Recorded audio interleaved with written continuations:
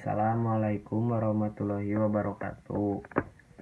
Wasta abdi Raden Muhammad Alif, jurusan Ilmu Komunikasi, NPM 1820500804. Di dieu abdi bari ngabejaan kumaha carana ngacegah corona.